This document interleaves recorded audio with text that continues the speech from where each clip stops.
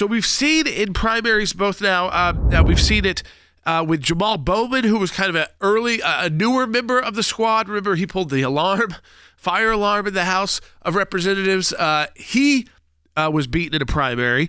But Cori Bush, who was a much more high-profile member of the squad, lost her primary last night in St. Louis to Wesley Bell, who was a much more moderate, pro-Israel Democrat. I mean, he ran with receiving funding from pro-Israel groups. He didn't try to hide that. He didn't run away from that. I'm sure I disagree with him on lots of issues, but the fact is he's not an anti-Semite, and he's not someone who is threatening the state of Israel. She went pretty extreme in her rhetoric after losing her primary last night. Once again, you said this was a squad member, so of the more liberal side, as far left as you can go in Congress. To hear the radicalism, and again, to celebrate a Democrat primary victory by someone, we'll need to look into more Wesley Bell, but it's really celebrating a loss, which is kind of weird too, but of Cori Bush out of Congress. And now what she is saying is that, well, she said this is actually a good thing, is how she spun it. And now she's starting to sound like a member of Hamas. Take a listen to her speech about how this is actually good for her. What you didn't want to do was allow me to get radicalized even more, because this is the thing. I ain't scared. AIPAC, I'm coming to tear your kingdom down.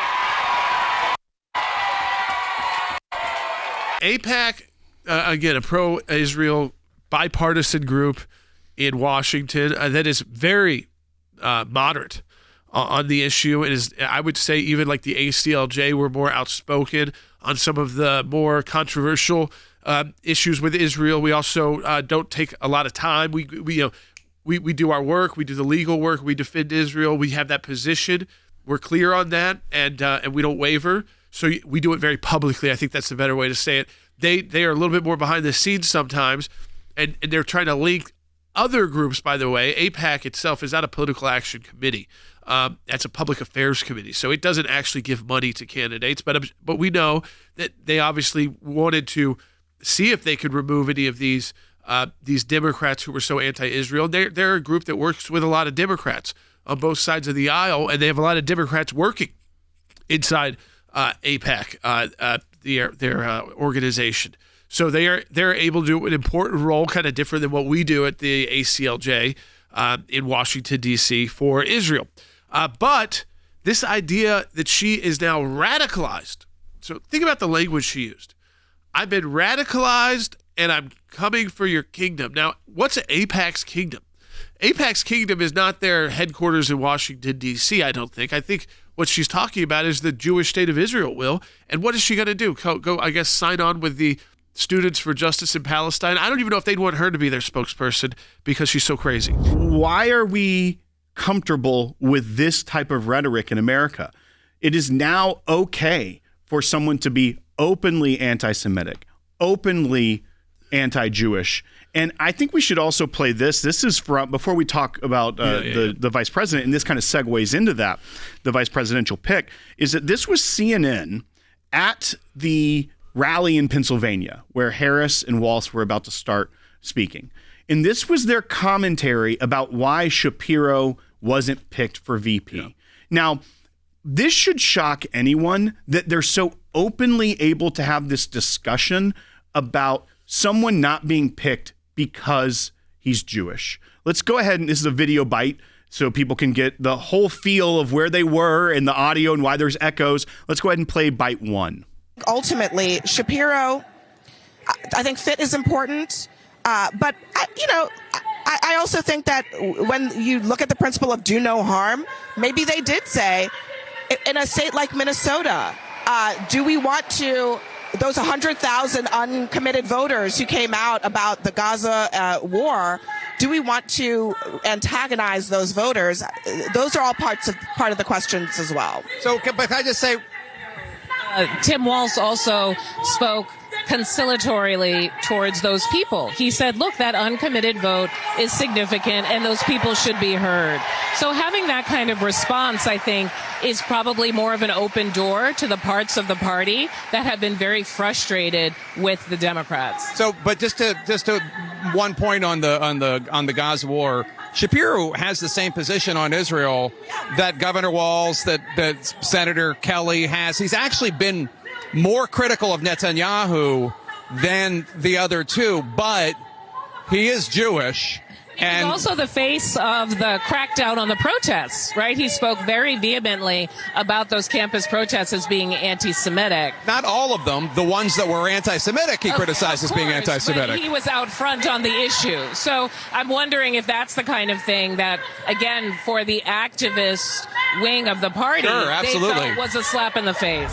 I think it's disgusting that they can even have that conversation and feel like that's, I mean, could you imagine if it was about they were black, or what would you say about Tim Walz? Like, can we, I guess, a boring white guy who they make up to be a moderate, even though he's an extreme liberal, who's backed by one of the top, top squad leaders.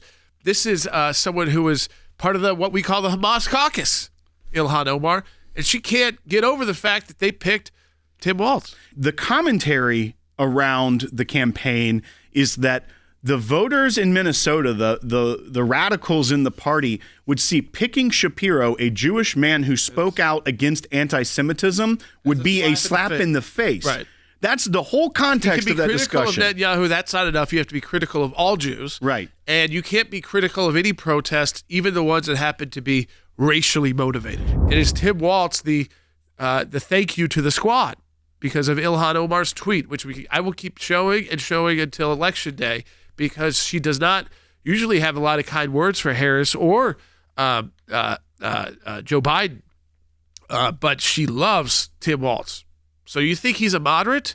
If Ilhan Omar was one of the first ones out praising how great it was that Harris made this selection, they made this selection to I think, please the activist anti-Israel wing of the Democrat Party, which is growing, even though one of their leaders in the squad was beat. So in the primaries, you could beat them, like Cori Bush was beat.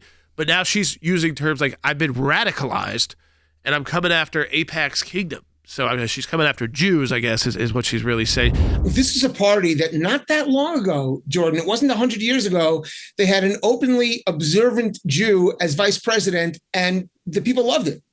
And then he was tossed out of his party. I'm talking about Joe Lieberman, the late Joe Lieberman. But, here's what the Democrats look like today to me. You think about every major influential group that's come in since Barack Obama. You have DSA, Democratic Socialists of America. They don't want the Jews involved. They say the Jews are the oppressor class. You have Black Lives Matter. They say the Jews have excessive privilege. You have the Women's March. They didn't want the Jews involved. LGBTQ. They don't want the Jews to Pride March. It's not, you're right, Jordan, it's not the issue of are you pro-Israel or not. They're making it very clear. They don't want Jews in the room with them. And the Democrats have let, and I don't mean everyone is a registered Democrat, God forbid. But Democrats in this country need to know that they need to save their party, take it back from this radicalism, because it's destroying America. And you could see by the fact that every one of these interest groups, they want to exclude the Jews just for being Jews. And that's what you're hearing them talking about.